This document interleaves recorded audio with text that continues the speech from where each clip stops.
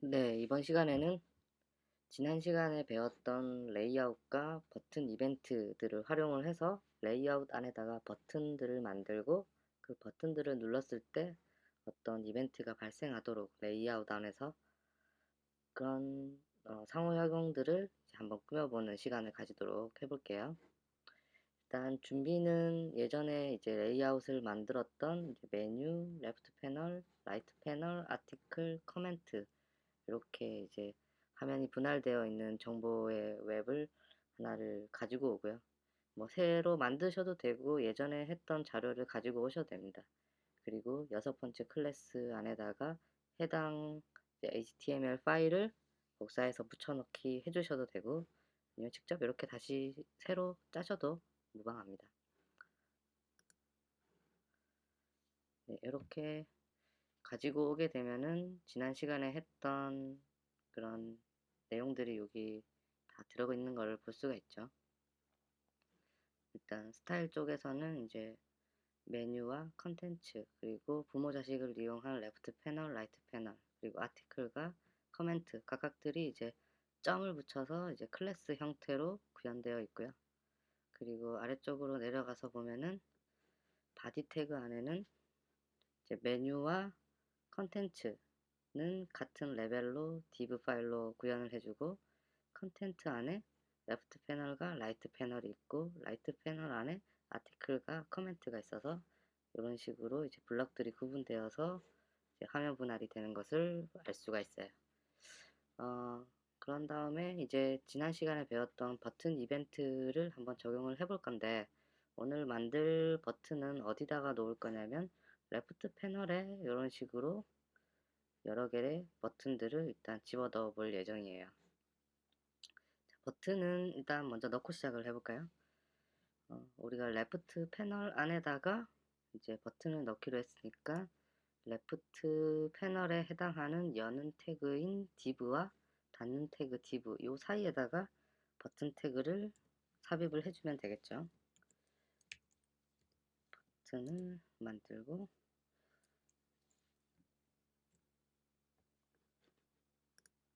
한 4개를 만들어 볼게요. 이렇게 해서 첫 번째 버튼, 두 번째 버튼, 세 번째 버튼, 네 번째 하고 저장을 하신 다음에 새로 고침을 하게 되면 첫 번째, 두 번째, 세 번째, 네 번째 버튼이 만들어진 걸 볼 수가 있는데 이게 옆으로 이렇게 삐져나가서 나오게 되니까는 별로 이쁜 버튼이 안 만들어졌죠. 그렇게 그래서 이제 버튼들이 이 레프트 패널 안에 뭔가 꽉 차면서 어, 가지런하게 놓이게 만들게 하기 위해서는 이 버튼에 대한 클래스도 하나를 만들어 주시면 됩니다. 이렇게 해서 버튼은 그냥 버튼 자체를 꾸며줄 거기 때문에 태그 자체를 꾸며주는 요거를 이용을 하고 픽셀로 표현하지 말고 우리가 이제 레프트 패널 안에서 레프트 패널에 자식으로 있는 버튼에 대해서 꾸며주겠다 라고 하면은 비율을 우리가 쓸 수가 있어요. 위드스는 한 80% 정도 하고 하이트는 대략 한 10% 정도로 줘볼게요. 그러면 크기가 이렇게 바뀌었겠죠. 근데 너무 옆에 따닥따닥 붙어 있으니까 마진도 조금 줘볼게요. 마진은 2% 정도 이렇게 조금 띄어져서 나온 걸 볼 수가 있죠. 그런 다음에 색깔도 조금 바꿔줘 볼까요? 컬러는 아쿠아 색깔로 이렇게 하면은 버튼에도 스타일을 넣어줬기 때문에 이런 식으로 가지런하게 만들어진 걸 볼 수가 있죠. 그리고 만들어진 버튼들은 지금 레프트 패널 안쪽에 들어가 있기 때문에 레프트 패널 안쪽에 이렇게 표현되는 것을 볼 수가 있어요. 그리고 지난 시간에 했던 이제 버튼 이벤트들을 이제 만들어 볼 건데, 버튼 이벤트들을 만들어 주기 위해서는 바디 안에 스크립트라고 하는 태그를 하나 만들어 줘야 된다고 했죠. 자바스크립트 언어로 만들어진. 자, 이렇게 해서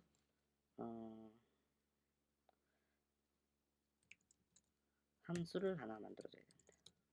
함수 이름은 change 1이라고 하는 함수를 하나 만들어 주고, 자, 요거는 어떤 버튼을 눌렀을 때 어떤 변화를 만들게 할지에 대한 부분을 함수로 표현을 해주시면 됩니다. 자, 첫 번째는 아티클이 지금 초록색이니까 아티클을 다른 색깔로 한번 바꾸는 거를 해볼게요. 자, 다른 색깔로 바꾸기 위해서는 document.get element by id 해서 id 이름을 적어줘야 되는데, 지금 아티클에 해당하는 이 부분이 클래스로 되어 있죠.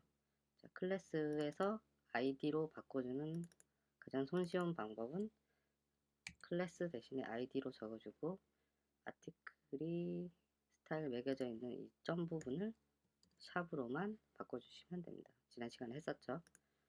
이렇게 하고 아티클이라고 해서 스타일을 무슨 색으로 바꿔볼까요?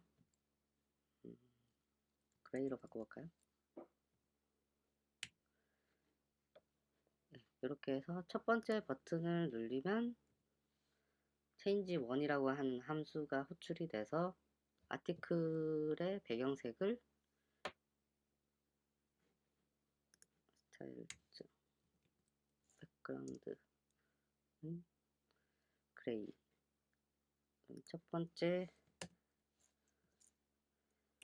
에다가 onClick을 적어주고 함수 이름을 change1라고 적어주시면 첫 번째 버튼을 누르게 되면은 이제 색깔이 그레이로 바뀌게 되겠죠. 그러면 새로 고침을 해서 눌러보면 네, 그레이로 잘 바뀌었네요. 자, 그러면 똑같은 원리를 이용을 해서 두 번째 버튼을 누르면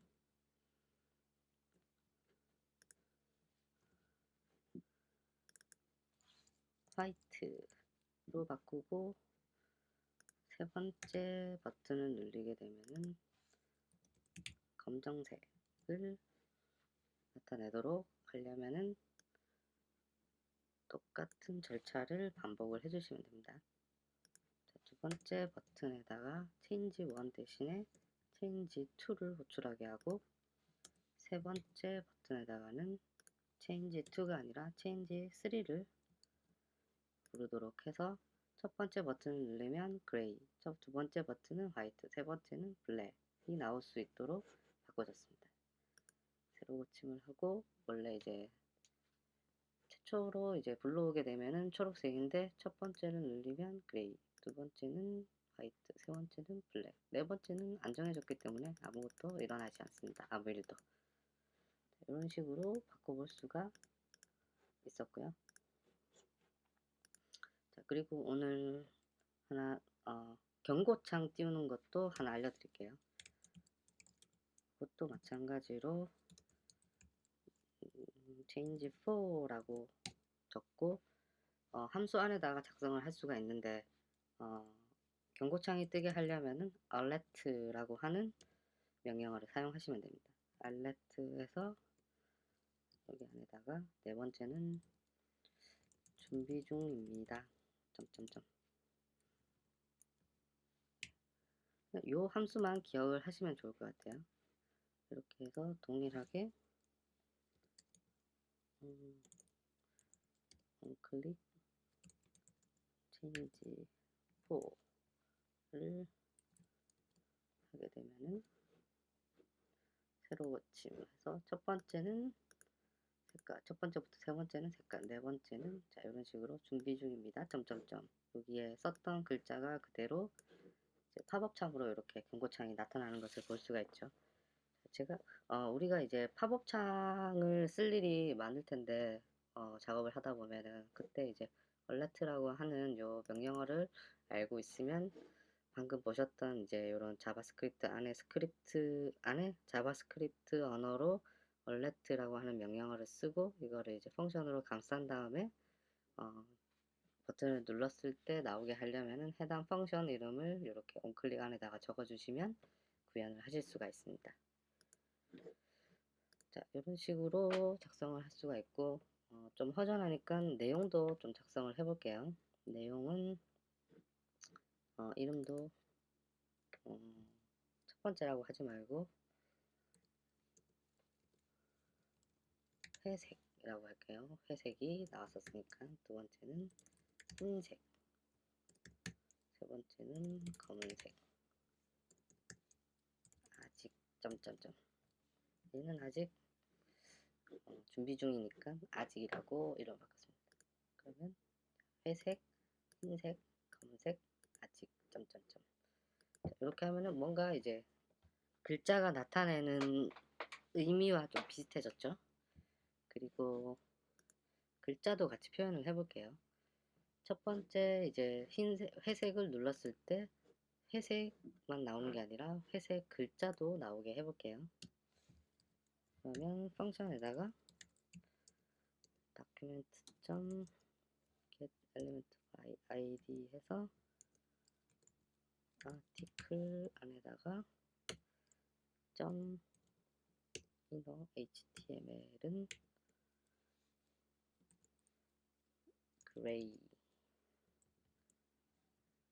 gray라고 저장을 하게 되면은 gray라고 하는 글자가 이렇게 나왔죠. 그리고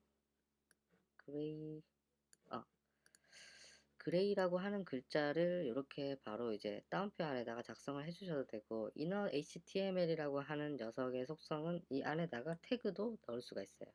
그게 무슨 말이냐면 그레이라고 하는 글자를 h1에 태그를 적용해서 글자가 써지게 하고 싶다. 그러면은 지금 보시는 것처럼 원래 바디 안에 쓸 때처럼 h1 하고 그레이 글자 쓰고 닫는 h1 태그를 적어주시면 h1에 어떤 스타일을 같이 적용된 형태로 이 글자를 넣을 수가 있어요.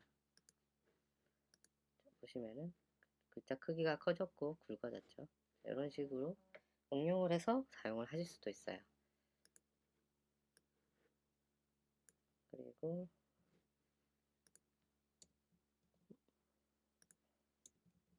얘는 그레이가 아니고 화이트고 얘는 블랙. 그러니까 그레이, 화이트, 블랙. 블랙은 검은색이라서 안 보이네요. 자, 그러면 이 글자 색을 바꾸고 싶으면 어떻게 해야 될까요?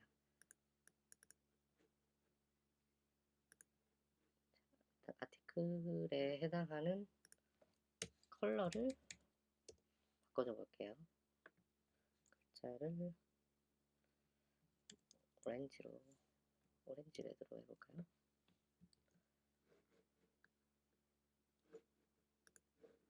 그러면 오렌지 레드로 바뀌었죠.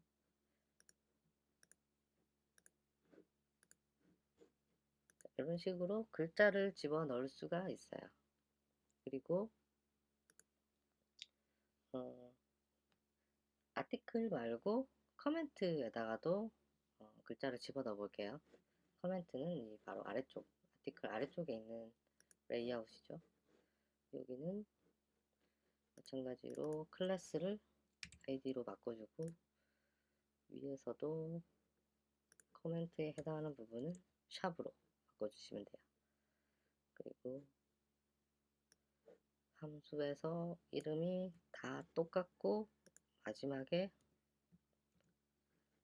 아티클이 아니라 커멘트라고 이번에는 h2로 작성을 해볼게요.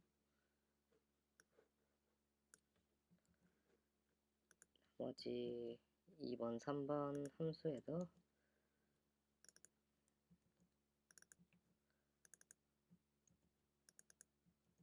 이렇게 다 작성이 됐으면 세로 고침을 하고 눌러주게 되면 그레이, 그레이, 화이트, 화이트, 블랙, 블랙, 이건 아직 이렇게 나타낼 수가 있겠죠. 이런 식으로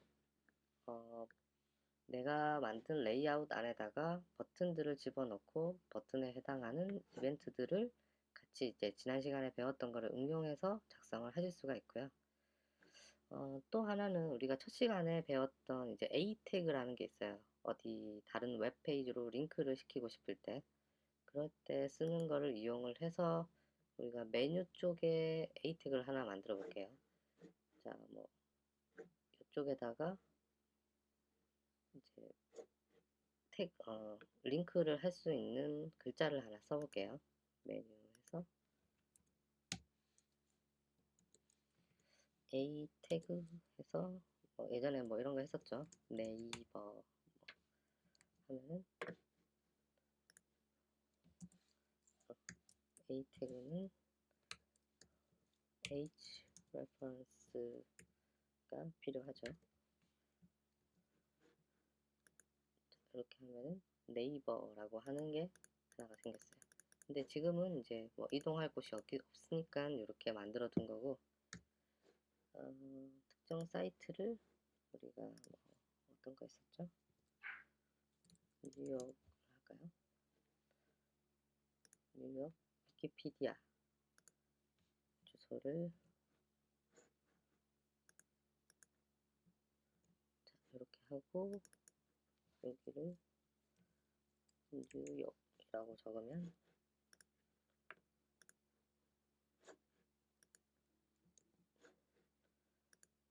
뉴욕이라고 하는 글자가 생겼고 뉴욕 위키백과로 이동을 하게 되죠.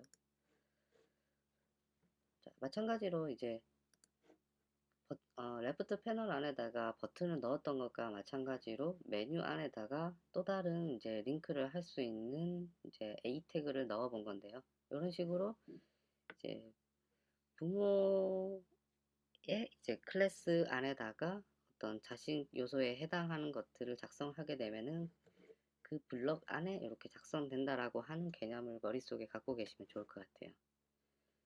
자, 오늘은 여기까지 하고 다음 시간에 만나요.